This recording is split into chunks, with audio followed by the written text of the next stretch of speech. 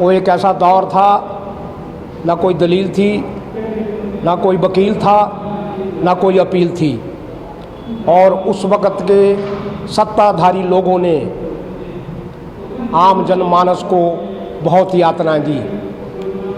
उस वक़्त के काल में कमारों की नसबंदी हो गई, बूढ़ों की नसबंदी कर दी गई, महिलाओं की नसबंदी कर दी गई, यानी कि जिसके साथ विरोध था उनको आपातकाल के नाम पर यातनाएं दी गई। पूरा देश एक जेल में परिवर्तित हो गया।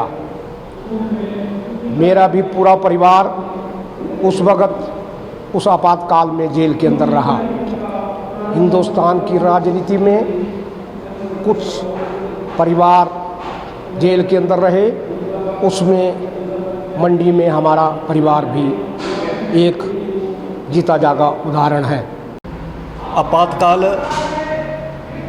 आज़ादी के पश्चात देश में एक ऐसा काला कानून आया जिसमें सरकार ने, तत्कालीन सरकार ने सभी आम लोगों के संवैधानिक अधिकारों का हनन करते हुए एक तानाशाह प्रवृत्ति से देश को चलाने का जो प्रयास किया, जिसमें देश के बुद्धिजीवियों को, सामाजिक संगठन के कार्यकर्ताओं को, राजनेताओं को, जो भी राजसत्ता से भिन्न विचार रखता था, उन्हें दबाने का, उन्हें क्रश करने का काम आज से शुरू हुआ था। उसी संघर्ष को, उस सत्ता के संघर्ष को जिन लोगों ने झेला, जिन्होंने लोकतंत्र को बचाने का काम किया, उन लोकतंत्र प्रहरियों को सम्मान करने का काम आज भारतीय जनता पार्टी मंडी मंडल यहाँ पर कर रहा है। आज हमारा यही काम है कि आज हम उस काले दौर से जिन्होंने देश को बचाया, उन लोगों का मान सम्मान हम करें, ऐसा हम आज ये इस कार्यक्रम के माध्यम से काम कर रहे हैं। ये 25 जून 1975 का दिन स्वतंत्रोत्तर भारत के इतिहास में सबसे काले दिन के रूप में याद रखा जाएगा, जिस दिन पूरे देश के ऊपर आपातकाल घोषित कर दिया गया हुआ था।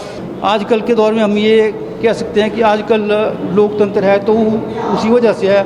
उस वक्त अगर लोगों ने विरोध नहीं किया होता, और विरोध के बावजूद इंदिरा गांधी जो थी उस वक्त प्रधानमंत्री, वो झुकी, उन्होंने चुनाव करवाए और चुनाव हार गए। उसके पश्चात से फिर से जनता पार्टी की ये सरकार बनी और देश में लोकतंत्र बहाल हुआ। अगर वो उस वक्त की एक घटना ना हुई होती तो इंदिरा गांधी का जो हौसले थे वो तो ये बुलंद थे, उन्होंने इलेक्शन करवाने नहीं थे। और आज वो जैसा कि ये तानाशाही का दौर हम विश्व के कई देशों में ये देखते हैं, वो यहाँ पर भी उसी प्रकार रहता।